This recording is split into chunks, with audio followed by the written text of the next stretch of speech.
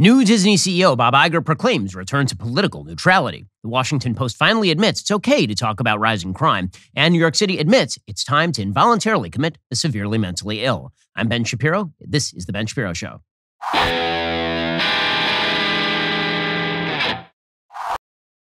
The Ben Shapiro Show is sponsored by ExpressVPN. I talk about them every single show. Why haven't you gotten a VPN yet? Get ExpressVPN right now at expressvpn.com/Ben. We'll get to all the news in just one moment. First, you notice that red wave that actually didn't happen? That's going to have a pretty dire effect on the economy. Democrats are going to continue to try to spend a lot of money. In fact, as we speak, they're trying to ram through a new child tax credit extension, which means more money going out the door, which means more inflation. And that's just what's on the agenda for like this month. Joe Biden would love to continue the spending and spending big, which is one reason why you might want to diversify at least a little bit into precious metals. If you're unsure how the next 2 years will unfold, talk to Birch Gold Group about protecting your savings with gold. Birch Gold makes it easy to convert your IRA or 401k into an IRA in precious metals so you can own gold and silver in a tax-sheltered account. Here's what you need to do. Text Ben to 989898 to claim your free info kit on gold, then talk to one of their precious metal specialists. They'll hold your hand throughout the entire process. With an A+ rating with the Better Business Bureau, thousands of happy customers, and almost 20 years of experience converting IRAs and 401ks into precious metals IRAs, Birch Gold can help protect your savings as well. Text Ben to 989898. Protect yourself with gold today. Again, text Ben to 989898 to get started with my friends over at Birch Gold. Also, there's no reason to pay Verizon, AT&T, T-Mobile over $80 a month for wireless service when you can get the same service on the same network at Pure Talk for half the price. Like, why would you do that? With Pure Talk, you get talk, text, and data that's just as fast for $30 a month. The other guys, they're making you pay for thousands of retail stores you actually don't go to or perks you don't use,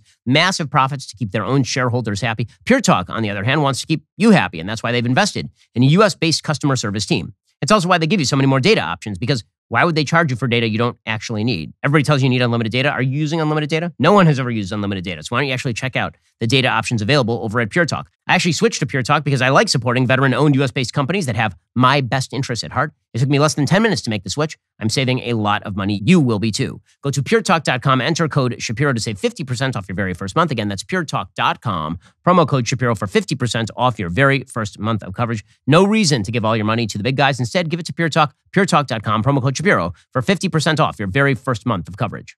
Well, back in the 1960s, there was a group of people who were called the neoconservatives. This is not like how we talk about neoconservatives today, meaning people who are just sort of hawkish on foreign policy and pretty vague about the terminology. They're a group of people who had decided that they were conservative mainly because they were liberals who'd been mugged by reality. They didn't shift their social policy. What they really realized is that their policies with regard to crime and foreign policy had been a gigantic fail. Well, we are about to see a wave of people who are returning to reality because it turns out that the left has been mugged by reality and continues to be mugged by reality. And we're seeing it all over the spectrum. We are seeing it in the media. We are seeing it in politics. We are seeing it with regard to places like Disney. So yesterday, Chris Rufo, who's done just yeoman's work in exposing the political indoctrination that has now become part and parcel of the Disney brand, Rufo released tape that he had obtained of an all-hands Disney meeting reintroducing old and now new CEO Bob Iger. Now, Iger is very much to the left, so much so that there was talk a few years ago about the possibility that Bob Iger might actually throw his hat into the ring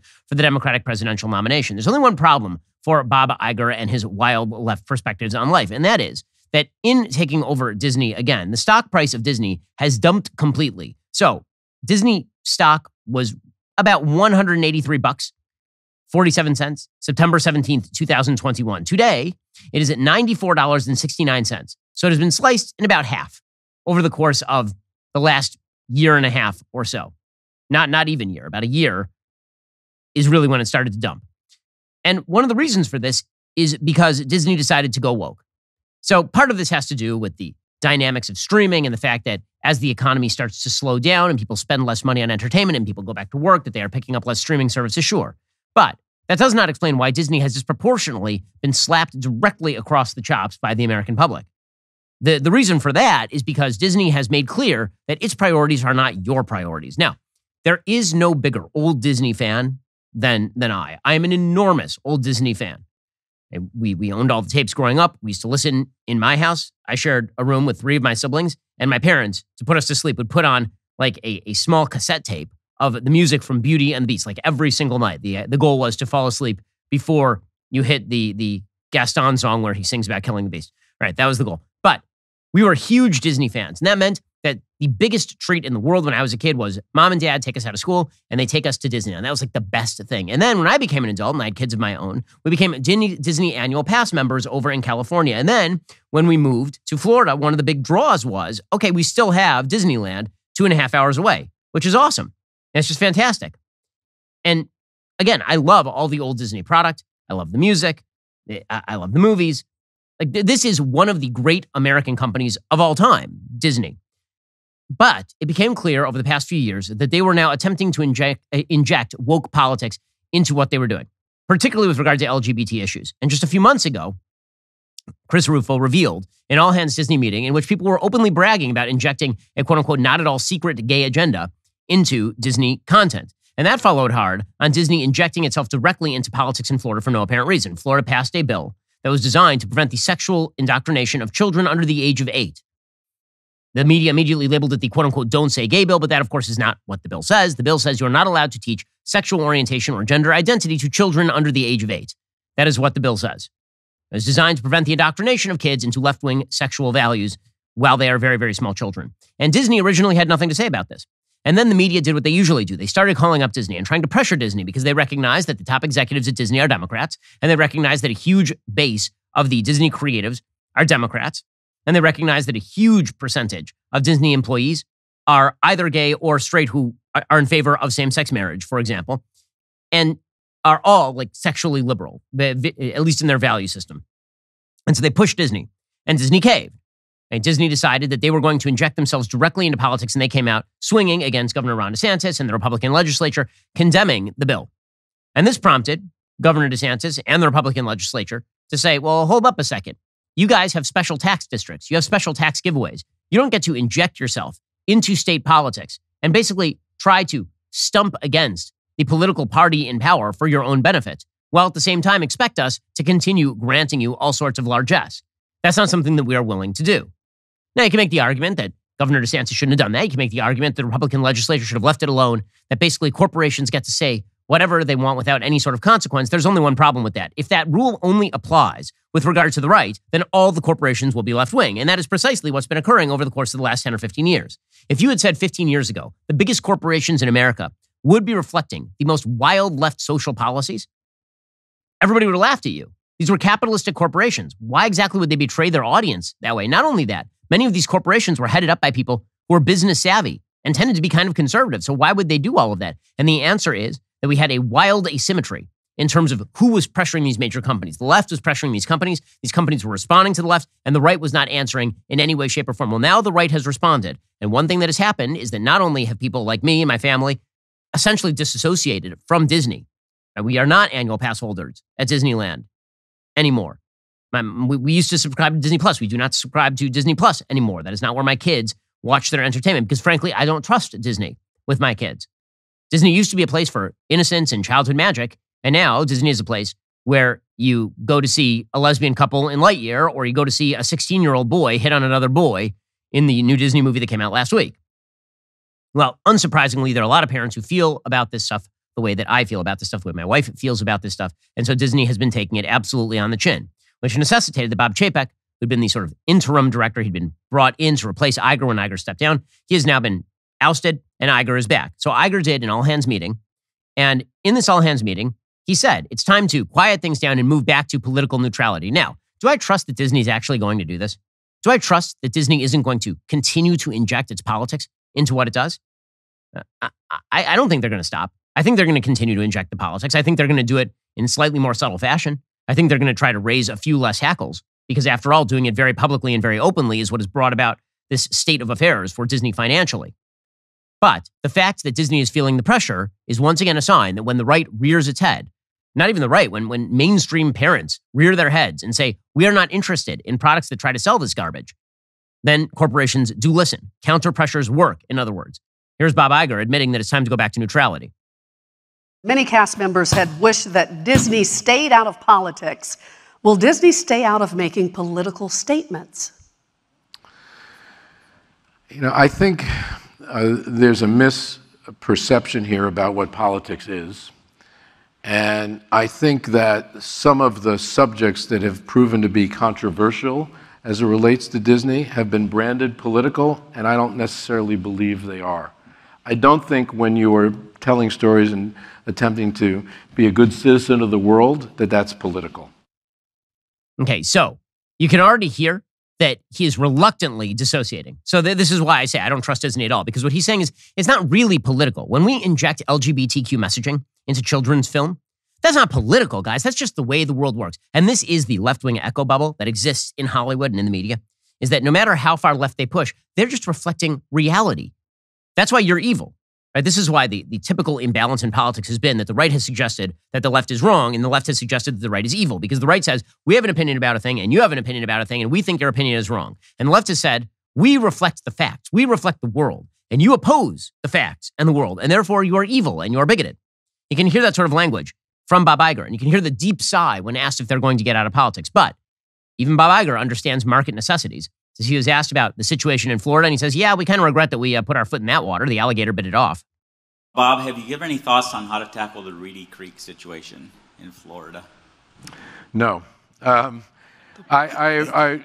have to get up to speed on that completely. Obviously, I followed the news. That development occurred after I left the company. I was sorry to see us dragged into that battle.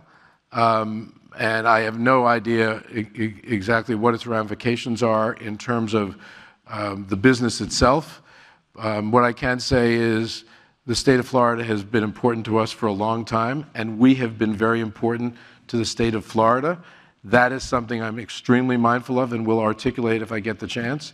But I don't have the details at all yet about what the ramifications are of the decision that was made by the state of Florida and whether we intend to do anything about it. Well, good for Bob Iger for at least recognizing reality, even if through a glass darkly. You can see that he's not particularly happy about having to acknowledge that Disney shouldn't have gotten involved in Florida. Don't believe him, by the way, when he says he's not informed on this. Of course he's informed on this. He's the incoming, I know about it, and I'm not the CEO of Disney. So he clearly knows about it. But again, reality is a 2x4, and it clocked Mickey Mouse across the head. Bob Iger didn't stop there. He was asked specifically about the so-called Don't Say Gay bill, and once again, he sort of punted. All right, another virtual question. What is your stance on the Don't Say Gay situation? Well, first of all, our LGBTQ employees are very important to us, and we care deeply about them. That is a given. We also, when you tell stories, it's a delicate balance. You're talking to an audience, but it's also important to listen to an audience. It's important to have respect for the people that you're serving, that you're trying to reach, and not have disdain for it. Not have disdain for them. Wow. It seems as though the message is actually getting in. Now, again, it's a message that Bob Iger and Disney don't want to receive, but they're beginning to receive it. And the left is going to continue to receive these messages. As they run directly off the rails over and over and over socially, people are going to deliver that message over and over and over if there are interest groups, if there are parents, if there are citizens who are willing to stand up and just say, no, we're not going to consume the product that you are using in order to inject politics into my children. We're just not going to do that. If you do that, corporations will listen. Now, again, Hollywood is still Hollywood. HBO apparently is now going to premiere a documentary next month, according to The Hill, that chronicles the congressional career of Speaker of the House Nancy Pelosi. Who's going to film it? Her daughter, Alexandra. This would make, I believe, the second major documentary that has premiered on a major network filmed by the daughter of a politician. Hillary had Gutsy, and it was Chelsea who was essentially the producer on that particular film. And it was all about how Hillary was the most gutsy person as filmed by her daughter. I can't remember the last time there was a Republican politician who was given the privilege of a documentary by his child or her child premiering on a major network. So now we have two. So Alexandra Pelosi is now going to put out a documentary titled Pelosi in the House. It will debut on December 13th on HBO and HBO Max. Warner Media, the parent company of HBO, announced on Monday. Alexandra Pelosi is an award-winning documentarian. She produced and directed the film. HBO said the younger Pelosi offers a candid behind-the-scenes chronicle of the life of her mother and Speaker of the United States House of Representatives Nancy Pelosi through her career milestones leading up to the inauguration of President Joseph Biden in January 2021. Of course, there's going to be a lot of footage, I'm sure, about January 6th, but just goes to show you Hollywood is still going to Hollywood, which means that if you would like Hollywood to stop this, continue to push, continue to pressure, because pressure does work. By the way, one way that you can actually pressure Disney is by creating viable competitive alternatives. This is why we encourage people to go to DailyWire Plus and subscribe so we can make children's content that you can trust. You don't have to worry about whether Bob Iger has gotten the message or not. You can just trust that you can put your kids in front of the TV for 15 minutes and get some good, clean family content without having to worry about the quote-unquote not at all secret gay agenda pushed by the Mouse House. Okay, meanwhile, speaking of being clocked by reality, I guess now that the election's over, the media are starting to be able to tell the truth about the fact that there is a pretty serious crime problem in the country. Remember, we were told by the New York Times that Republicans were pouncing on the crime problem. There was no crime problem. Most of the crime was happening in rural areas or something. It wasn't really happening in America's big cities. That was all just a lie put out by Republicans for electoral purposes. Well, now the election is over, and it seems as though the media are finally able to say the truth. And so you have a piece over at the Washington Post titled, "These are 9 stories from America's homicide crisis." Wait, what? There's a homicide crisis? You don't say. You don't say. Almost as though reality has begun to seep in. Now that it's safe, they can say the true part. Quote, "During the last 3 years, homicides nationwide have reached their highest levels in decades.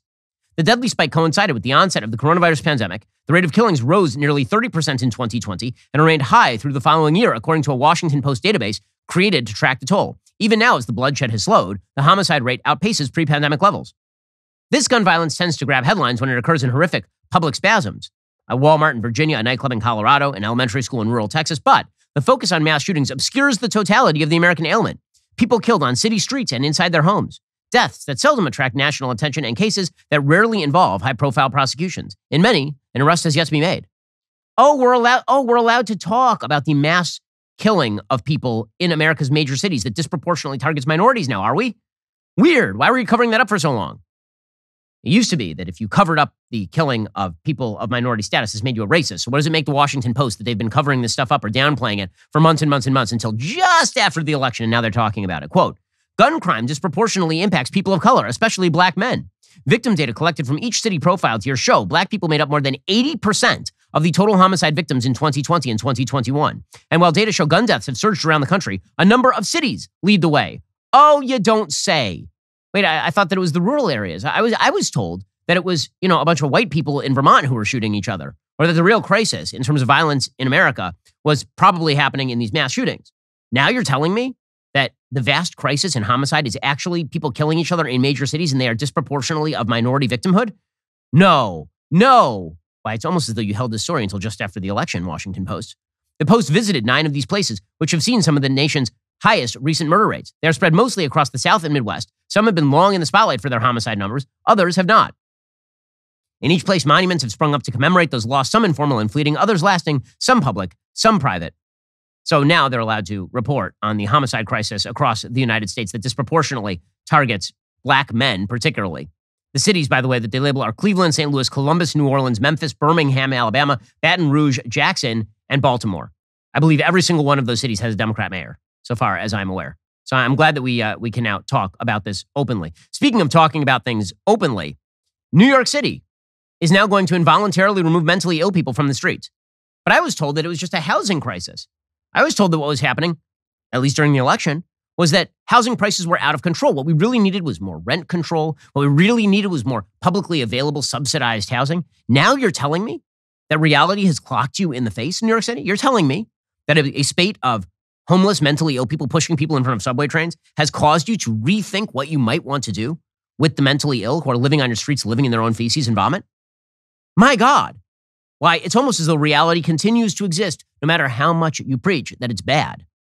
According to the New York Times, acting to address, quote, a crisis we see all around us toward the end of a year that has seen a string of high-profile crimes involving homeless people, Mayor Eric Adams announced a major push on Tuesday to remove people with severe untreated mental illness from the city's streets and subways.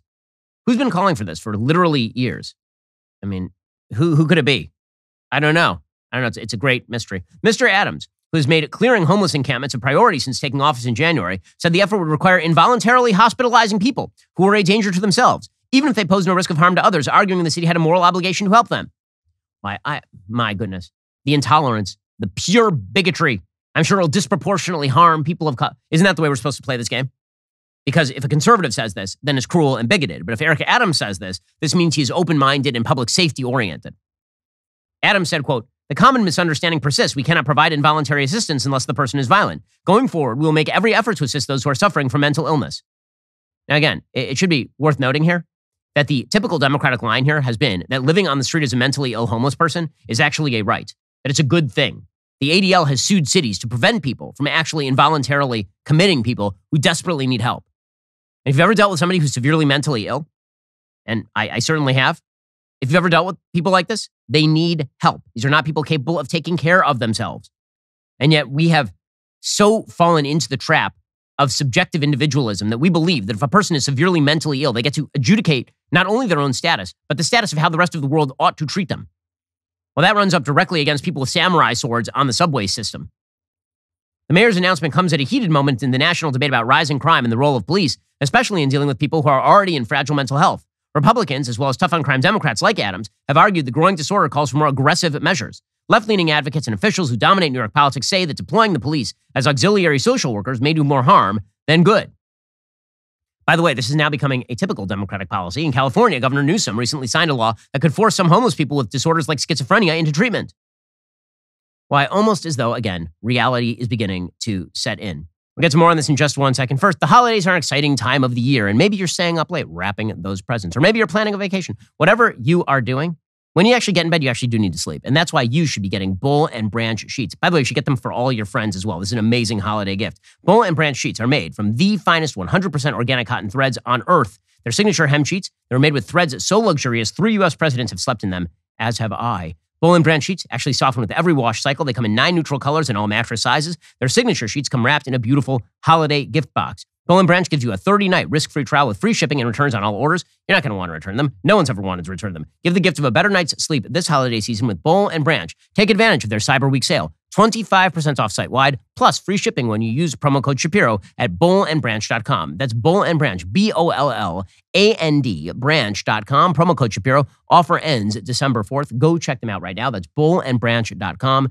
Use promo code Shapiro. Get 25% off site-wide. It's an amazing, amazing deal. Also, you should be checking out right now life insurance because, let's face it, in the wintertime, you start to think about dark things. It's a darker time of the year. The days get a little bit shorter.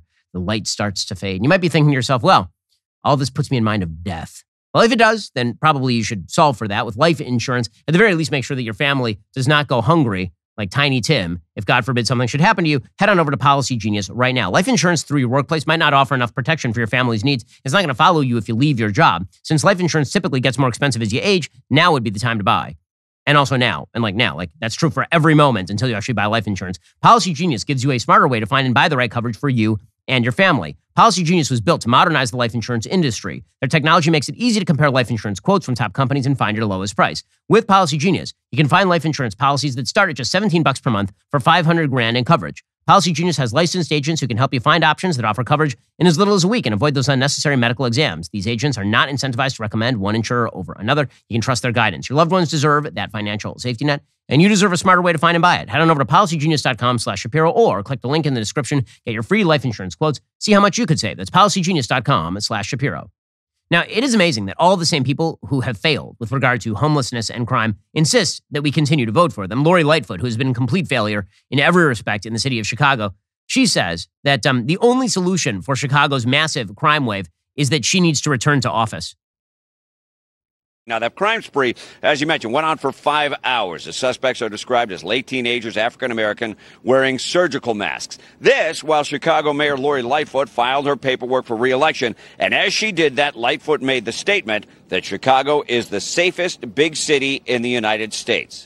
Reach voters all across the city to remind them not only what we've done over the last 3.5 years, but what our vision is for the next 4, and why the only rational choice is to return me to office. She is a horrible mayor. But again, one of the threats of politics is that maybe there will be consequences. So if Chicago provides no consequences, then I guess you guys will just keep sliding into the abyss right here. It is just amazing to me that now New York, LA, they're beginning to realize, hey, wait a second, maybe we shouldn't leave these very, very ill schizophrenic people on the street to live in their own filth. Maybe that's actually an act of cruelty. Maybe we should do something about the open needles on the street. Welcome to reality, gang. It's fun to see you here. I hope that you enjoy the stay. Meanwhile, the New York Times has an article today that is absolutely astonishing. Again, this is what happens when you don't accept reality. You end up pushing pieces like this one. The New York Times has a piece, the New York Times Magazine. It is titled, "She Wasn't Ready for Children. A Judge Wouldn't Let Her Have an Abortion." The big problem with pro-choice pieces like this one, again, over at the New York Times Magazine, is that they end up being pro-life. Every single one of them. Every story is about some young woman who gets pregnant by accident When I say by accident, I mean that she has unprotected sex in some way and then she gets pregnant. And then we're supposed to feel super, super bad for her that she can't kill the unborn child. And then at the end, because she couldn't kill the unborn child, the child lives. And then you are faced with the ugly prospect, if you're the New York Times Magazine, of making the case that retroactively, these very beautiful live babies should have been murdered in the womb. It's very, very awkward. This is a perfect example of the genre. When you refuse to recognize reality, it tends to clock you in the face. And this is exactly what's happening over in this New York Times piece. It really is an astonishing piece. Quote, on a hot Texas morning in 2020, Giselle, who goes by G, slipped her arms into a borrowed blazer, flipped up the nose ring in her septum so it couldn't be seen, and walked into the Coryell County Courthouse. It was the first time she'd ever been to court. She was 17, 11 weeks pregnant, already beginning to show. She was going to ask a judge for authorization to seek an abortion. Her lawyer had explained that she needed to prove she was mature enough to make this decision. She squeezed her lips around her braces, reminding herself not to smile. She didn't want the judge to see her as a child. Because G was a minor, her access to an abortion was governed by the state's parental involvement law. She could have either notified her mother or father and gotten consent, or she could have filed a petition in her home county asking for what's known as a judicial bypass hearing. She had chosen to petition. In the carpeted courtroom, she explained she didn't know her father, who was investigated by Child Protective Services after being accused of molesting her when she was a toddler. Though the case was inconclusive and he denies abusing her, he eventually gave up his parental rights. She didn't trust her mom, who she viewed as unreliable and volatile. They had bounced among houses and boyfriends for stretches of G's life. A year before, G packed up her things and left. When she discovered she was pregnant, she traveled to an abortion clinic in Austin, about 60 miles south of where she lived. The clinic referred to Jane's Due Process, an organization that helps minors navigate judicial bypass. 10 days later, its staff found G, a trained attorney. It took G a week to schedule a ride to meet with the lawyer, who asked about her grades, extracurricular activities, babysitting experience, and which birth control method she would use in the future. Then, before her court date was scheduled, a district court judge assigned to the case recused himself. Although he didn't say why, many judges choose not to take a case in which they might have to approve an abortion. The clerk needed to book a visiting judge. Okay, so the judge had a hearing with her to determine whether she could adjudicate for herself whether to get an abortion or not, because she is a minor. She talked to the judge about this. She said, I don't feel like I can grow something in my body for 9 months and then physically hand it away, which is, by the way, an amazingly immoral statement. So you'd rather kill it? So those are the two choices, right? I don't feel like I can grow something in my body for 9 months and then physically okay, no one is telling you must, but the solution to your inability to parent your child is not to kill the child, is sort of a general rule. When her lawyer asked her what she expected after the abortion, G regurgitated warnings from A Woman's Right to Know, a Texas Health and Human Services pamphlet her lawyer told her to study in preparation for the hearing. She said that she would have cons, killing something growing inside of me, guilt, constant guilt from others, pros, continue life without being pushed back, freedom. By the way, here's one thing that she said in the middle of this hearing. She suggested that an abortion would be, quote, in the best interest of the fetuses. In the best interest of the fetuses. Plural. She was pregnant with twins. She wanted to kill both of them. G said it's two. The judge wanted to know if she had received counseling at the abortion clinic. Did they give you, for instance, any statistics about how many women regret or don't regret it 5, 10, 12, 20 years from now? They had not. The judge said, I'm basically standing instead of your parents by making this decision. In doing so, I want to make sure I would treat this as if you were my daughter. She tried to control the muscles in her face. She didn't want to reveal her frustration that this gray-haired man with deep-set eyes was imagining himself as her father, whom she had feared since she was a child. The judge explained he wanted to take the long view, focusing on her health. The judge said he didn't want to rule immediately. First, he wanted G to visit a crisis pregnancy center and have an ultrasound. He recommended 2 Christian organizations that counsel women to keep their pregnancies. G replied she had tried to go to one in town, but it was closed because of COVID, so she went to another. The next morning, G caught a ride 50 miles south to a crisis pregnancy center where a woman displayed her ultrasound on a large screen and turned up the volume of the fetal heartbeats, which sounded like galloping hooves. The woman read off the supposed risks of abortion and printed photos titled Baby A and Baby B. She left the center frightened and angry and immediately called her lawyer to file an affidavit. I'm walking into the situation thankful for all the information and care I have received, the document read. I'm asking the court to sign an order allowing me to have an abortion. The judge refused her capacity to have an abortion. So she had to have the babies. And as it turns out, G is kind of a mess of a human being, which is not particularly surprising given her childhood, given her history, and given her activities up to this point. Well, folks, you've heard me talk about Jeremy's Razors, our answer to woke companies that hate your values but will gladly take your cash.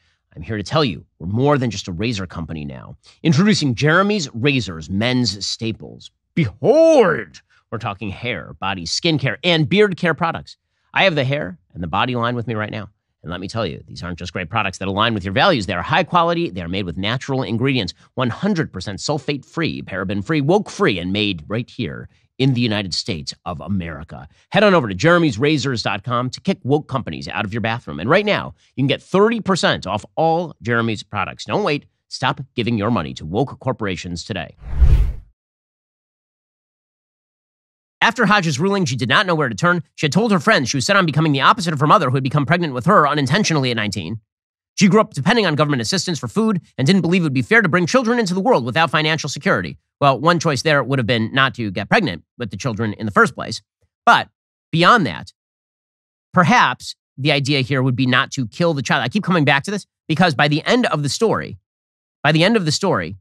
this young woman has had the baby. She's having a difficult time holding down a job. She doesn't seem like a particularly responsible person by any stretch of the imagination. She seems to have a difficult life. But you know what the babies have? They are alive. Not only are they alive, actually, this girl at least made the correct moral decision, which is to allow another couple to take care of the kids. In fact, there is a couple who are friends of the family, the parents of a friend, who offered to watch the babies at their home on the weekends. And eventually, they came to her and they said, we'd like to watch the babies full time. And there is a picture in the New York Times piece of the two beautiful children. And so again, the New York Times refusing to acknowledge the obvious, which is that it is bad to kill children, ends the piece by sort of suggesting that it would have been better if the babies were not alive. Despite G's fear that the Borregos wanted to take the twins from her, she couldn't deny she felt relief. I'm not ready to give the girls up, G told the Borregos. She usually speaks with a flat affect, but Rachel noticed her eyes tearing. She wanted to move out for a trial. She packed her bags and she left. She was torn between her desire to say the truth, that she was angry at herself and the government that made her have children, and the expectation she would love being a mother, and the similarly strong desire to deflect so she wouldn't be seen as a bad mom. Self-destructive, dependent on the state, doomed to failure, these are the stereotypes that have come to characterize teenage mothers since the moral panic of the 1970s. By the way, that is not a moral panic. I'm sorry, it is not a moral panic that single motherhood is horrible for children. It is. You know what's even worse for kids? Not being alive.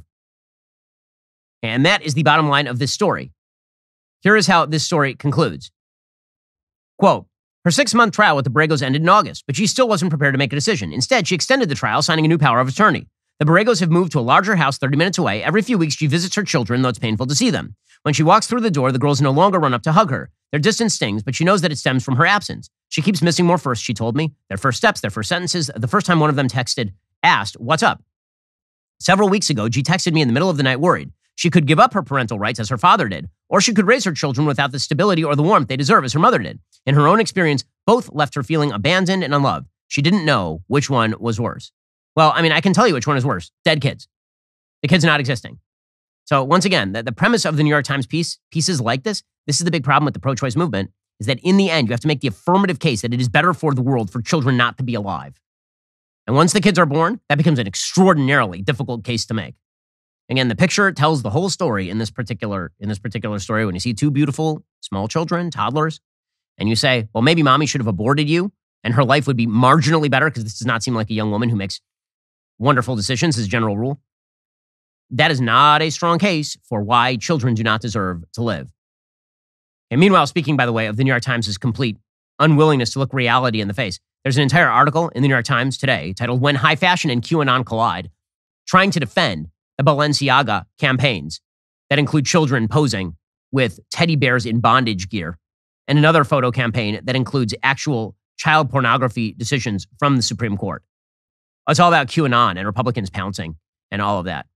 And then the New York Times bubble is so thick and it's so bad, but eventually it does end up being penetrated and it ends up collapsing in on itself. And that will happen with all of these issues because, again, the left, they're not used to making cases for their own feelings, for their own politics. And when they're confronted with reality, their case tends to collapse. Okay, meanwhile, speaking of people who are collapsing, Republicans in the Senate, 12 of them voted in favor of the same-sex marriage bill, despite the fact that it does not include sufficient protections for religious freedom and the idea that it is supposed to enshrine into federal law same-sex marriage as the law of the land. Now, it's already in federal law because of the Supreme Court decision in Obergefell, but this is a senatorial designation that same-sex marriage is the law of the land, approved by 12 Republicans, including the oh-so-very moral Mitt Romney, as well as Lisa Murkowski, Dan Sullivan of Alaska, Rob Portman of Ohio, Todd Young of Indiana, Richard Burr and Tom Tillis of North Carolina, Shelley Moore Capito of West Virginia, Susan Collins, Roy Blunt of Missouri, Joni Ernst of Iowa, Cynthia Loomis.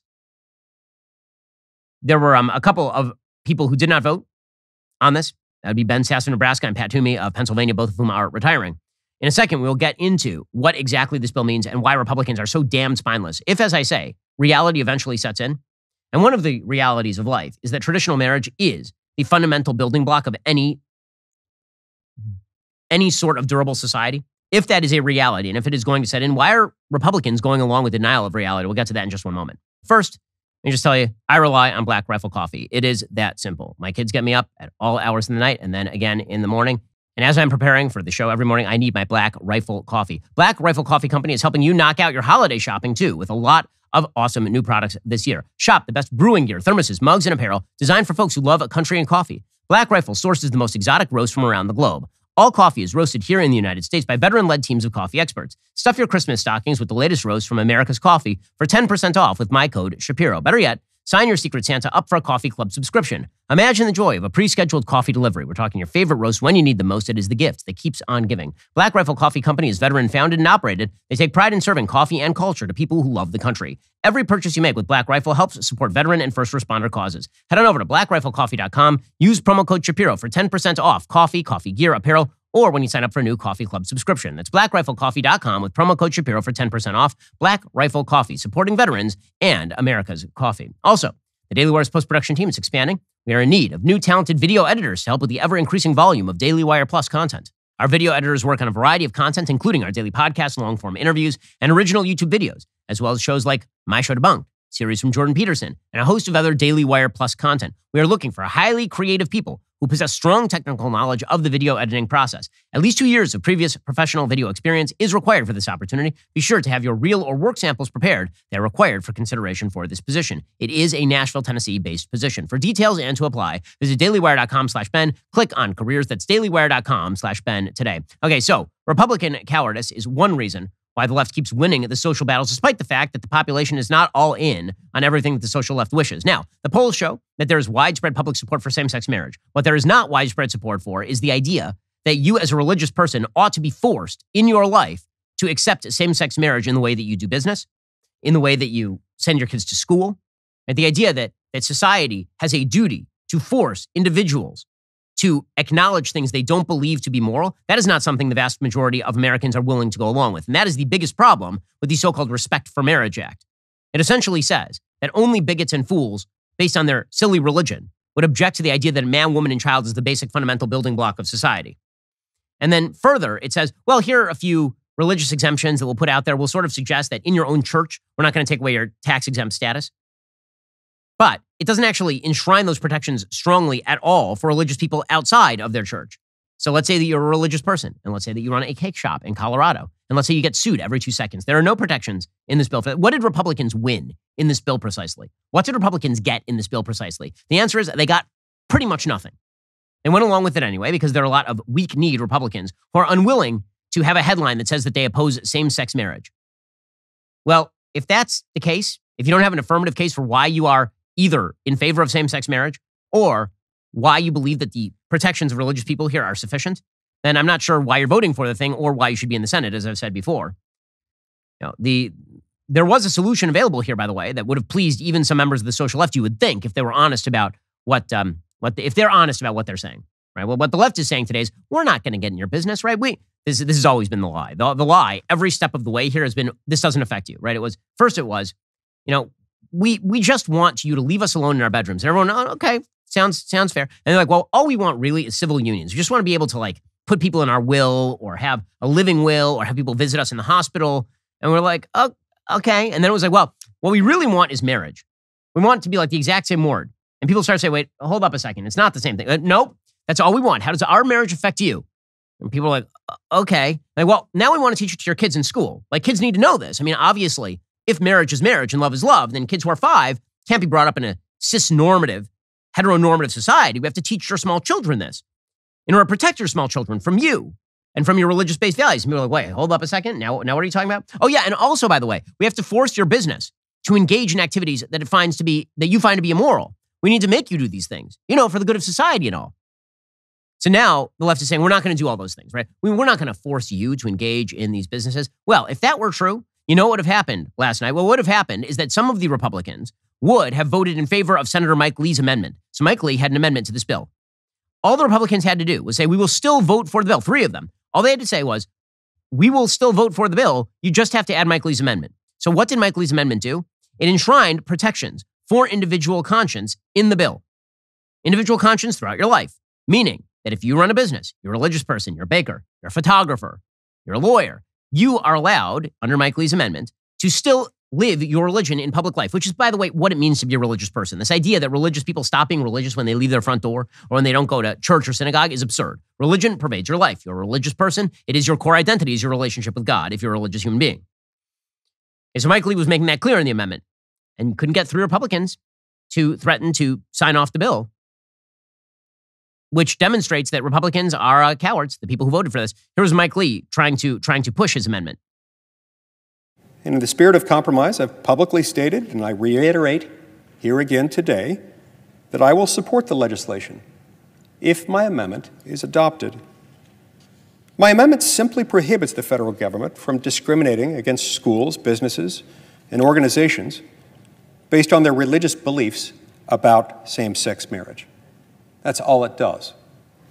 My amendment prevents the Internal Revenue Service, among other things, from revoking the tax-exempt status of these charities and organizations simply because they act according to their beliefs about the divine purpose of marriage.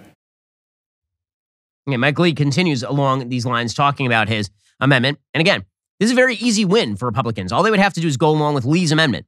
There was another amendment by Marco Rubio that was also fairly good. Not quite as good as Lee's, but that would have been good too. They didn't vote. These Republicans, you want to talk about cowardly Republicans? Cowardly Republicans who will not even stand up for an amendment that actually enshrines religious freedom in the face of left-wing social predations.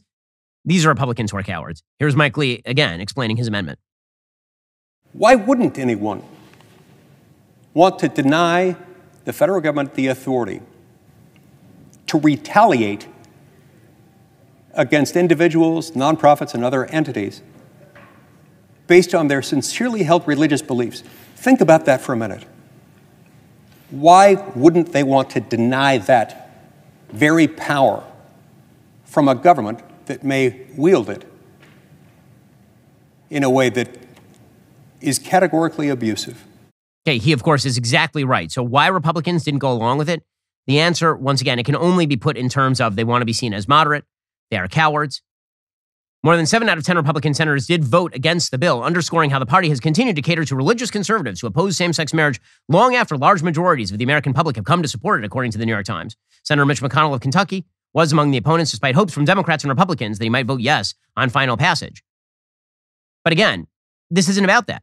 The truth is that you could be in favor of same-sex marriage and still not like same-sex marriage being enshrined into law as equivalent to heterosexual marriage, specifically because of all of the side effects and downstream effects and intended effects of a bill like this one. The fact that many of the Republicans went along with this, man, this party needs an overhaul. It needs an overhaul in a very, very serious way. Speaking of which, by the way, the Republican Party, I said it yesterday, I will repeat it again today, the Republican Party, the Republican National Committee needs new leadership. I do not understand the logic that Ronna McDaniel should maintain leadership of the RNC. She was appointed head of the RNC in January of 2017. She has proceeded to lose the elections of 2018, 2020, 2021, and 2022. That is not the kind of record that suggests that you should remain in charge of the party. In other words, if Republicans keep running directly into the teeth of losing strategy, then I don't know what they are good for. They're not standing for principle, and they're also not winning. So what are the things that you guys stand for precisely? If you're going to make the case that you have to lose because it's better to stand on principle and lose than lose your principle and win, okay, then what's your principle? But if you're going to not stand on principle and you are going to lose, then I don't understand what you are for. What exactly is it that you would say that you do around here? The RNC is, in fact, announcing an advisory council to assess what happened in the last election cycle. But suffice it to say that because it's being headed up by the current leadership of the RNC, I have a feeling that they might ignore some of the more important aspects of just why things went south for them in the last election cycle. Alrighty, guys, the rest of the show is continuing right now. You're not going to want to miss it. We'll be getting into the White House targeting Elon Musk while basically patting Apple on the head, despite Apple actually coordinating with the Chinese government. If you're not a member, click the link in the description and join us.